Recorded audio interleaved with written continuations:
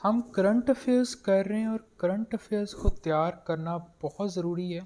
आप पीपीएससी या एफपीएससी का 100 एमसीक्यूज़ पे मुश्तमिल कोई भी पेपर दे रहे हो तो काफ़ी सारे क्वेश्चंस करंट अफेयर्स से आते हैं। सीएसएस में तो करंट अफेयर्स का पूरा पेपर है और पीएमएस का भी अगर आप पेपर दे रहे होते हो उसका जो जीके का पेपर है उसमें भी बहुत सारे क्वेश्चंस जो हैं वो करंट अफेयर्स से आते हैं। तो करंट अफेयर्स तैयार करना बहुत ज़्यादा ज़रूरी है। इंटरव्यूज़ में भी ज़्यादातर क्वेश्चंस करंट अफेयर्स से पूछे जाते हैं। तो अब हम स्टार्ट करते हैं।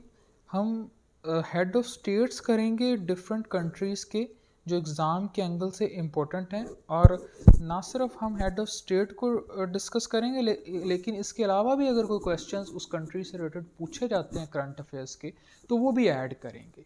प्लस अगर कोई इम्पोर्टेंट वाक़या हुआ है उस कंट्री से रिलेटेड तो वो भी बताएंगे आपको, ताकि आपके रिटर्न में भी अच्छे नंबर आएँ, प्लस इंटरव्यू के एंगल से भी आपके सारे कॉन्सेप्ट्स क्लियर हों ताकि आप ज़्यादा अच्छा परफॉर्म कर सकें। तो यूएसए के प्रेसिडेंट हैं जो बाइडन जिनका ताल्लुक डेमोक्रेटिक पार्टी से है। ये अमेरिका के 46th प्रेसिडेंट हैं, 46वें प्रेसिडेंट हैं ये अमेरिका के, और अमेरिका की स्टेट दिलावर से इनका ताल्लुक है। और ये पेशे के एतबार से सियासत में आने से पहले ये लॉयर रह चुके हैं, यानी ये वकील थे। और अमेरिका के ये 47th वाइस प्रेसिडेंट भी रह चुके हैं। जब ओबामा का दौर था तो उस टाइम ये अमेरिका के वाइस प्रेसिडेंट थे। और जो बाइडन जो है 46 प्रेसिडेंट हैं, डेमोक्रेटिक पार्टी से हैं, दिलावर स्टेट से हैं, 47th प्रेसिडेंट भी रह चुके हैं। और अमेरिका में कोई प्राइम मिनिस्टर नहीं होता, सिर्फ वहाँ प्रेसिडेंट का ओहदा ही है, वज़ीर आज़म वहाँ नहीं होता। तो इस टाइम अमेरिका की वाइस प्रेसिडेंट हैं कमाला हारिस, जो कि 49th वाइस प्रेसिडेंट हैं अमेरिका की। आपको पहले बताया कि जो बाइडन 47th वाइस प्रेसिडेंट रहे हैं अमेरिका के, और जो कमला हारिस इस टाइम वाइस प्रेसिडेंट हैं वो 49th हैं।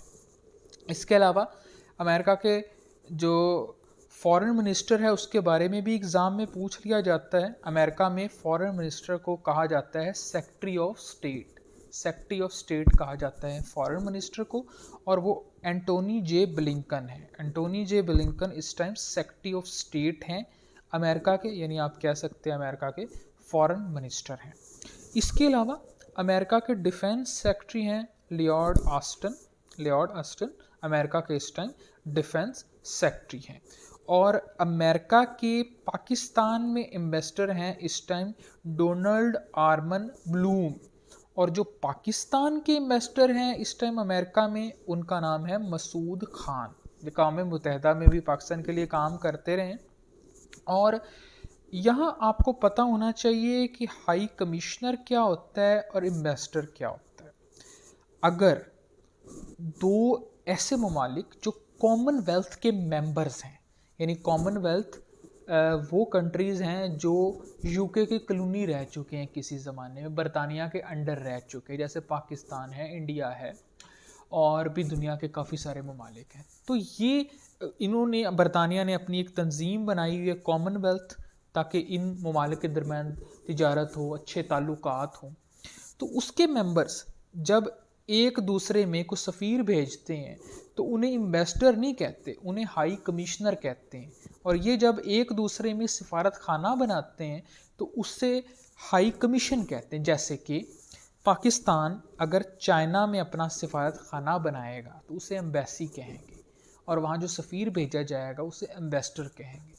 लेकिन जब पाकिस्तान इंडिया में सिफारत खाना बनाएगा तो उसे हाई कमीशन कहेंगे और उसके सफ़ीर को हाई कमिश्नर कहेंगे। तो ये फ़र्क आपको पता होना चाहिए। तो दोबारा रिपीट करते हैं, अमेरिका के प्रेसिडेंट है जो बाइडन, जो कि पेशे के एतबार से वकील थे। और अगर वकील के एंगल से देखें तो फिर कायद आज़म भी एक वकील थे। इसके अलावा जो इसने इंडिया को आज़ादी दिलाई गांधी, वो भी एक वकील थे। तो जो बाइडन ये भी वकील 46 प्रेसिडेंट अमेरिका के हैं, ये दिलावर स्टेट से हैं, डेमोक्रेटिक पार्टी से इनका ताल्लुक है, 47th वाइस प्रेसिडेंट भी ये रह चुके हैं।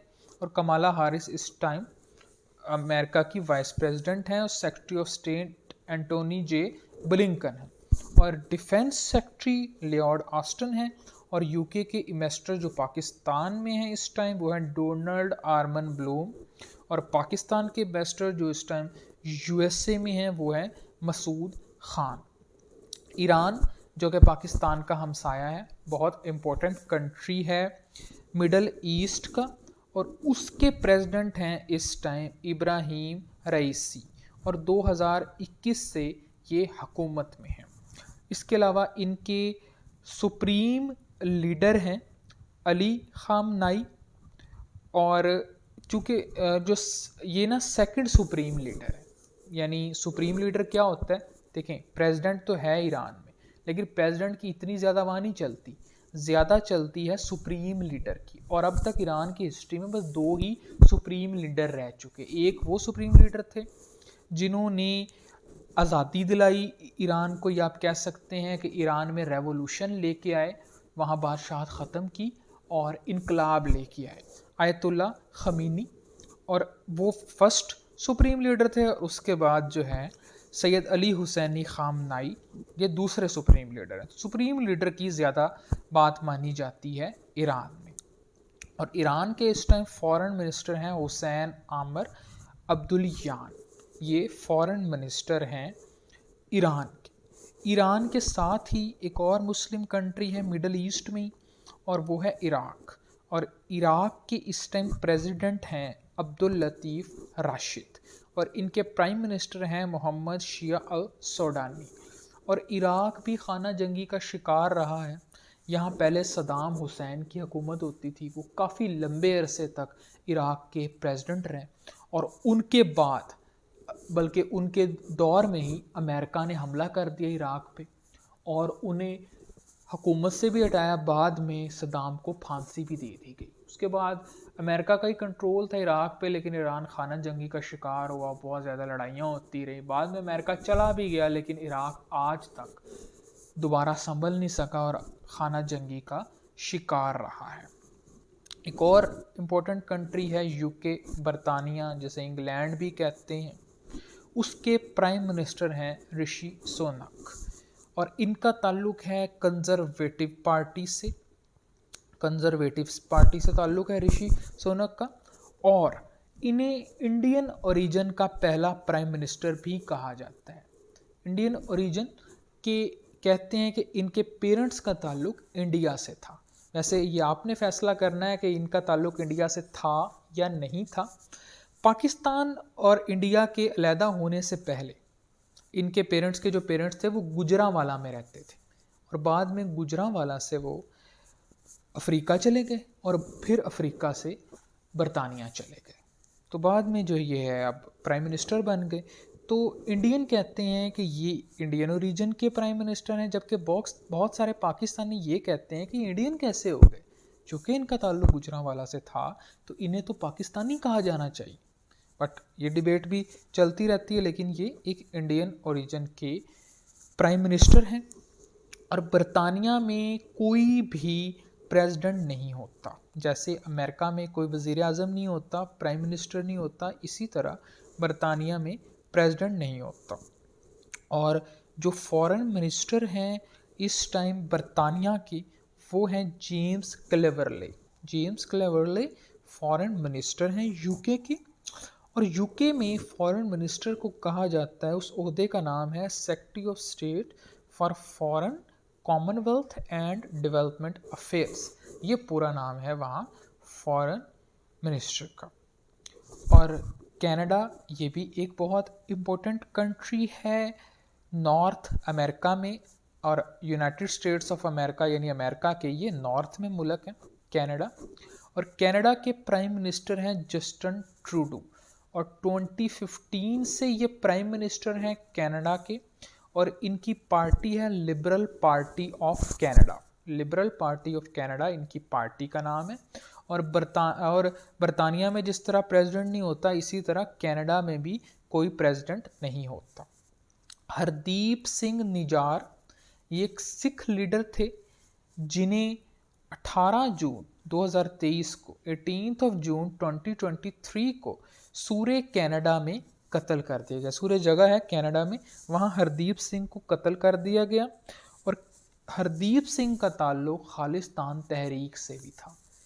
खालिस्तान एक तहरीक थी इंडिया में जो कहती थी कि इंडियन पंजाब को इंडिया से अलहदा होना चाहिए और एक नया मुल्क बनना चाहिए जिसका नाम होगा खालिस्तान। इसमें एरिया कितना होगा, इस पे भी डिफरेंट लोगों की डिफरेंट राय थी। कुछ सिख रहनुमाओं का ये मुतालबा था कि इंडियन पंजाब को अलहदा करके खालिस्तान बनाया जाए। कुछ का ये मुतालबा था कि नहीं, इंडिया की जो स्टेट राजस्थान है, हरियाणा है, अरुणाचल प्रदेश है, इसको भी शामिल किया जाए खालिस्तान में। इसके अलावा कुछ सिख रहनुमाओं का तो यहाँ तक दावा था या यहाँ तक मुतालबा था कि जो पाकिस्तानी पंजाब है इसको भी खालिस्तान में शामिल होना चाहिए। तो ये तहरीक चलती रही इंडिया में। बाद में इंडियन फ़ौज ने इसके ख़िलाफ़ बहुत बड़ा ऑपरेशन किया और अमृतसर में मुक़द्दस जगह है गोल्डन टेम्पल सिखों की, यहाँ आखिर में ना बहुत सारे सिख जो जंगजू थे वो गोल्डन टेम्पल में रह गए थे। तो इंडियन फोर्स ने वहाँ भी ऑपरेशन किया और उसके नतीजे में हज़ारों सिख जो हैं वो मारे गए थे और इंडिया में काफ़ी खानियाँ जंगी हुई। तो उसके बाद बहुत सारे सिख लीडर जो हैं वो कनाडा आ गए, क्योंकि कनाडा में काफ़ी ज़्यादा सिख रहते हैं। तो उन्हीं एक खालिस्तानी रहनुमाओं में हरदीप सिंह निजार थे जिन्हें अब रिसेंटली कत्ल किया गया है। तो कनाडा के प्राइम मिनिस्टर ने इल्ज़ाम लगाया है कि इस कत्ल में इंडियन गवर्नमेंट मुलव्वस है। इंडिया ने बहुत ज़्यादा सख्त इसका रद्द-ए-अमल दिया है और कनाडा के जो इन्वेस्टर्स वगैरह हैं, हाई कमिश्नर्स हैं, उन्हें भी मुल्क से निकल जाने का हुक्म दिया है। तो ये काफ़ी इस टाइम जो ताल्लुकात हैं कनाडा और इंडिया के ख़राब हैं। तो नेक्स्ट जो कंट्री है वो इंडिया ही है और इंडिया के प्राइम मिनिस्टर हैं नरेंद्र मोदी। नरेंद्र मोदी जिनका ताल्लुक बीजेपी से है, ये 14th प्राइम मिनिस्टर हैं इंडिया के 14वें प्राइम मिनिस्टर हैं और 2014 से अब तक ये इंडिया के प्राइम मिनिस्टर हैं। और इनका ताल्लुक इंडिया की स्टेट गुजरात से है। इंडिया की जो गुजरात की रियासत है वो इंडिया की बहुत एक इम्पोर्टेंट रियासत है। आपको पता होना चाहिए इंडिया में सूबों को रियासत कहा जाता है, जैसे हमारे मुल्क में सूबे कहा जाता है, इसी तरह इंडिया में स्टेट कहा जाता है या रियासत कहा जाता है। तो इंडिया की स्टेट जो गुजरात है इससे ताल्लुक़ है नरेंद्र मोदी का। और यहाँ आपको पता होना चाहिए कि गांधी जिसने इंडिया को आज़ादी दिलवाई, गांधी साहब का ताल्लुक़ भी गुजरात से ही था। और जिन्होंने पाकिस्तान को आज़ादी दिलवाई यानी कायद-ए-आज़म मोहम्मद अली जिन्ना, उनका ताल्लुक़ भी इंडिया की स्टेट गुजरात से ही था। और इंडिया के बहुत बड़े बड़े जो बिलियनर्स हैं, अमीर लोग हैं, उनका ताल्लुक़ भी इंडिया की स्टेट गुजरात से ही था, अब भी है गुजरात से। तो मोदी जिनका ताल्लुक़ बीजेपी से है और बीजेपी स्टैंड्स फॉर यानी किसका मुखफ़्फ़ है, भारतीय जनता पार्टी। ये बीजेपी एक इंतहा पसंद राइट विंग हिंदू पार्टी है। और इसके अलावा भी इंडिया में कुछ पार्टीज़ हैं जैसे कांग्रेस है और एपी यानी आम आदमी पार्टी है। आम आदमी पार्टी की दिल्ली और इंडियन पंजाब पे हुकूमत है। और मोदी साहब का दावा है कि वो बचपन में चाय बेचा करते थे, यानी वो एक गरीब इंसान थे। इस तरह इन्हें काफ़ी सारे गरीबों का वोट भी मिला है कि देखें चाय बेचने वाला अगर वज़ीर आज़म बनेगा तो ये गरीबों के लिए काम करेगा।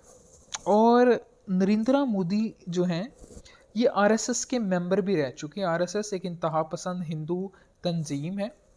और मोदी का दावा ये भी है कि जब पाकिस्तान और इंडिया की जंग हुई थी और बांग्लादेश में पाकिस्तान से अलहदगी की जंग हो रही थी, तो उसमें भी नरेंद्र मोदी ने हिस्सा लिया था पाकिस्तानी फ़ौज के ख़िलाफ़। और इंडिया में इस टाइम प्रेसिडेंट हैं द्रौपदी मुर्मू इंडिया में इस टाइम प्रेसिडेंट हैं और ये गवर्नर ऑफ झारखंड भी रही हैं। और इन्होंने पिसे हुए तबकों की तरक्की के लिए काफ़ी काम किया। जो इंडिया में निचली ज़ातें हैं, निचले तबके हैं, उनकी तरक्की के लिए इन्होंने काफ़ी काम किया। और ये फिर गवर्नर भी इंडिया की स्टेट झारखंड की रहीं और इस टाइम द्रौपदी मुर्मू इंडिया की प्रेसिडेंट हैं। और इंडिया में फॉरेन मिनिस्टर हैं इस टाइम सुब्रमण्यम जे शंकर, और इंडिया में फॉरेन मिनिस्टर को कहा जाता है minister of external affairs of government. और जयशंकर अपनी डिप्लोमेसी की वजह से, अपनी सिफारतकारी की वजह से पूरी दुनिया में मशहूर है। ये ऐसे ऐसे बयानात देते हैं कि जो यूरोप में और अमेरिका में काफ़ी सारे लोग उससे हैरान रह जाते हैं, और इंडिया की जो डिप्लोमेसी है इन्होंने इसे काफ़ी ज़्यादा अच्छा किया है। तो वो क्यों इतने कामयाब जो है मिनिस्टर साबित हुए हैं एक्सटर्नल अफेयर्स के? क्योंकि वो खुद भी पहले डिप्लोमेट रह चुके हैं। वो एज अ प्रोफेशन ही सफ़ीर रह चुके हैं, डिप्लोमेट रह चुके हैं। और इंडिया में डिफेंस मिनिस्टर हैं राजनाथ सिंह। राजनाथ सिंह इंडिया के डिफेंस मिनिस्टर हैं। नेक्स्ट कंट्री वो है जो कि कभी पाकिस्तान का भी हिस्सा होती थी, यानी बांग्लादेश, जिसे उस टाइम मशरकी पाकिस्तान कहा जाता था। और मशरकी पाकिस्तान में इस टाइम प्राइम मिनिस्टर हैं शेख हसीना वाजिद, और 2009 से ये प्राइम मिनिस्टर हैं बांग्लादेश की, और बांग्लादेश की longest serving women prime minister भी ये रही हैं। और इन्होंने बांग्लादेश की तरक्की के लिए बहुत ज़्यादा काम किया। बांग्लादेश जो एक बहुत ही गरीब मुल्क होता था, पाकिस्तान से कहीं पीछे होता था, इस टाइम बांग्लादेश की करेंसी भी पाकिस्तान की करेंसी से स्ट्रांग है, और बांग्लादेश की जो इकॉनमी है वो भी पाकिस्तान की इकॉनमी से ज़्यादा आगे जा चुकी है। बांग्लादेश का जीडीपी भी पाकिस्तान से ज़्यादा है, और बांग्लादेश के एक्सपोर्ट्स भी पाकिस्तान से डबल हैं। तो इन्होंने बांग्लादेश की तरक्की के लिए बहुत ज़्यादा काम किया, इंडस्ट्रियलाइजेशन पे फोकस किया, औरतों को बहुत हकूक़ दिए, यहाँ तक कि बांग्लादेश में औरतों और मर्द दोनों ही इस टाइम नौकरियों में हैं। वहाँ ये रवाज कम है कि औरतें घरों में रहें, ज़्यादातर औरतें जो हैं वो कारोबार में हैं या कोई ना कोई जॉब कर रही हैं। तो चूँकि शेख हसीना वाजिद ख़ुद औरत थी, इसलिए उन्होंने औरतों के हकूक़ के लिए भी काफ़ी काम किया। और इनकी पार्टी का नाम था अवामी लीग। अवामी लीग इनकी पार्टी का नाम था, और ये वही अवामी लीग है जिसने बांग्लादेश को, यानी मशरकी पाकिस्तान को, पाकिस्तान से अलहदा करवाया था। और मुजीबुर रहमान की ये बेटी हैं। मुजीबुर रहमान बांग्लादेश के बानी थे। हुआ कुछ यूँ था कि मुजीबुर रहमान ने उस टाइम इंडिया की मदद से मशरकी पाकिस्तान को पाकिस्तान से अलहदा तो करवा लिया, लेकिन जब हुकूमत करने की बारी आई तो उनसे कोई हुकूमत नहीं की गई। उनकी बहुत बुरी परफॉर्मेंस रही। उसकी वजह से जो बांग्लादेशी अवाम थी वो मुजीबुर रहमान के काफ़ी ज़्यादा ख़िलाफ़ हो गई। बाद में बांग्लादेश की फ़ौज में से ही कुछ लोगों ने जाके मुजीबुर रहमान को कत्ल कर दिया, और ना सिर्फ मुजीबुर रहमान को कत्ल किया बल्कि मुजीबुर रहमान की सारी फैमिली भी कत्ल कर दी।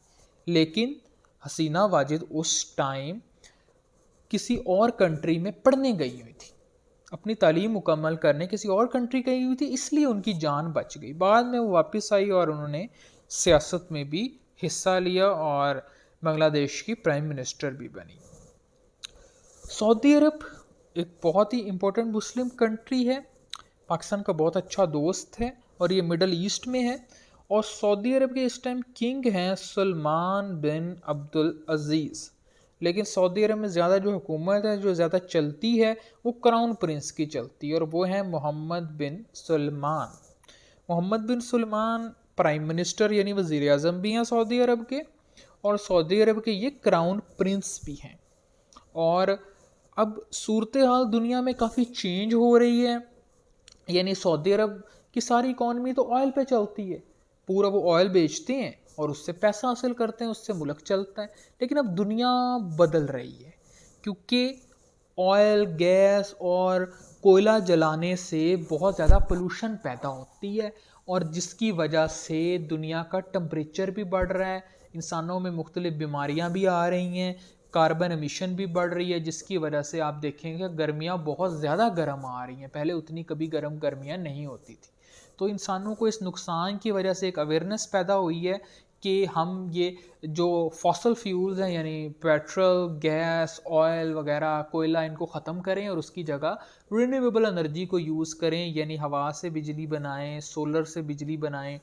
और इसका फ़ायदा ये होगा कि सोलर से तो हमेशा बिजली बनाई जा सकती है, अगले हज़ारों साल तक बनाई जा सकती है, विंड से भी बनाई जा सकती है, लेकिन पेट्रोल को, डीज़ल को, गैस को, कोयले को आप हमेशा नहीं इस्तेमाल कर सकते। कुछ दहाइयों का ही ऑयल दुनिया में बचा है, उसके बाद सारा ऑयल ख़त्म हो जाएगा। तो फिर गाड़ियों में क्या यूज़ करेंगे या बाकी एनर्जी के लिए क्या यूज़ किया जाएगा? तो इसलिए दुनिया अब फॉसल फ्यूल से दूर जा रही है। तो इसका सऊदी अरब को बहुत ज़्यादा नुकसान होगा, क्योंकि अगर दुनिया ऑयल ख़रीदना बंद कर देगी तो सऊदी अरब अपनी इकॉनमी कैसे चलाएगा? तो सलमान बिन अब्दुल अज़ीज़ के जो बेटे हैं मोहम्मद बिन सुलेमान, जो कि क्राउन प्रिंस हैं, अब वो नए नए प्लान्स बना रहे हैं कि हम सऊदी अरब में सेहत को बढ़ाएंगे, हम सऊदी अरब के अंदर जो है मुख्तलिफ इंडस्ट्रीज़ लगाएंगे, मुख्तलिफ टेक्नोलॉजीज़ लेके आएंगे, इन्वेस्टमेंट करवाएंगे, ताकि सऊदी अरब सिर्फ ऑयल से पैसा ही ना कमाए, बाकी ज़राओं से भी पैसा कमाए, और इस तरह सऊदी अरब जो है वो मज़ीद तरक्की करेगा।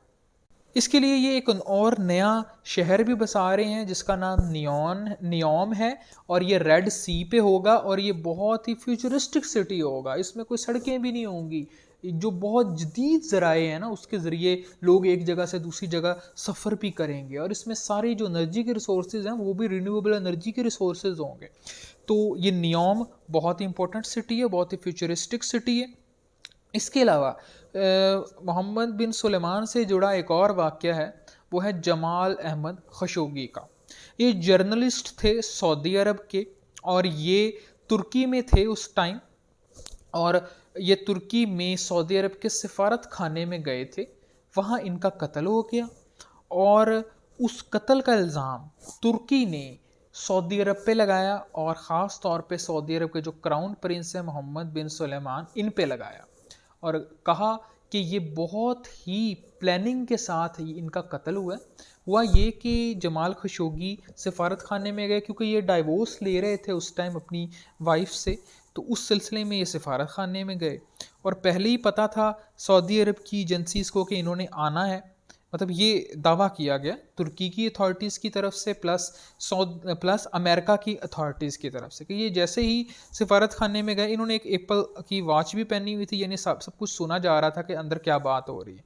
तो पता चला इनको पकड़ लिया गया, पकड़ के इन्हें कत्ल कर दिया गया, और कत्ल करने के बाद इन्हें ऐसे महलूल में इनकी लाश को डाला गया कि फौरी तौर पे इनकी लाश, हड्डियाँ, सब कुछ जो है वो पानी बन गया, और उन्हें गटर में बहा दिया गया। और ये केमिकल इंजीनियर्स भी वहाँ मौजूद थे जिन्होंने ये सारा जो है ये इस वारदात आप कह लें या कत्ल है, इसमें हिस्सा लिया।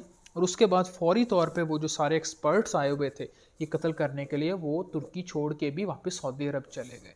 तुर्की ने बहुत ज़्यादा एहतजाज किया इस वाक़े पे, और अमेरिका ने भी बहुत ज़्यादा एहतजाज किया कि ये ऐसे नहीं होना चाहिए था, एक जर्नलिस्ट को कत्ल नहीं किया जाना चाहिए था।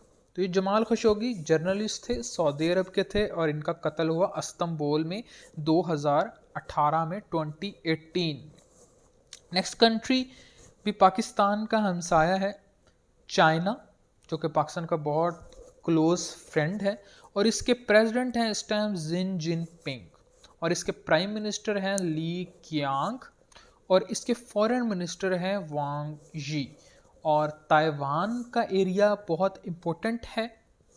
ताइवान जो है वहाँ एक सेल्फ गवर्नमेंट है, यानी वहाँ के लोगों की अपनी हुकूमत है, लेकिन चाइना कहता है कि ताइवान चाइना का हिस्सा है और इसे दोबारा चाइना का हिस्सा बनना चाहिए। तो ताइवान को अमेरिका सपोर्ट करता है, और अमेरिका इस बात से एग्री नहीं है कि ताइवान को दोबारा चाइना का हिस्सा बनना चाहिए। इस वजह से चाइना और अमेरिका का काफ़ी जो चपकलिश भी इस मामले पे रहती है। जापान भी एक बहुत इंपॉर्टेंट कंट्री है, ये आर्कीपिलैगो है, यानी काफ़ी सारे आइलैंड्स का ये मजमुआ है, और ये पैसिफिक ओशन में है।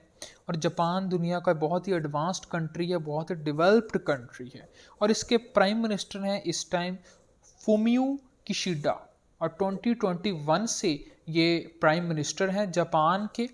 और इनसे पहले एक और भी प्राइम मिनिस्टर रहे हैं जो कि बहुत लंबे अरसे के तौर पे, लंबे अरसे जापान के प्राइम मिनिस्टर रहे हैं, वो थे शिंजो अबे। इन्हें 2022 में एक शख्स ने कत्ल कर दिया था, और ये लॉन्गेस्ट सर्विंग प्राइम मिनिस्टर थे जापान के। अब हम सारे क्वेश्चंस अगेन रिपीट करते हैं। यूएसए के प्रेसिडेंट हैं जो बाइडन, और ये पेशे के एतबार से एक वकील थे। ये 46 प्रेसिडेंट हैं अमेरिका के, और दिलावर स्टेट जो अमेरिका की है उनसे इसका ताल्लुक़ है, और डेमोक्रेटिक पार्टी से ये वाबस्ता हैं। ये 46 प्रेसिडेंट हैं यूएसए के, लेकिन ये 47th वाइस प्रेसिडेंट भी रह चुके हैं यूएसए के। यूएसए की इस टाइम वाइस प्रेसिडेंट हैं कमाला हारिस, जो कि 49th वाइस प्रेसिडेंट हैं यूएसए की। और सेक्रेटरी ऑफ स्टेट यानी फॉरेन मिनिस्टर यूएसए के हैं एंटोनी जे ब्लिंकन, और अमेरिका के डिफेंस सेक्रेटरी हैं लियोड ऑस्टिन। और अमेरिका के पाकिस्तान में इन्वेस्टर हैं डोनाल्ड आर्मन ब्लूम, और पाकिस्तान के इन्वेस्टर अमेरिका में है मसूद खान। ईरान, इनके प्रेसिडेंट हैं इब्राहिम रईसी, जो कि 2021 से ईरान के प्रेसिडेंट हैं।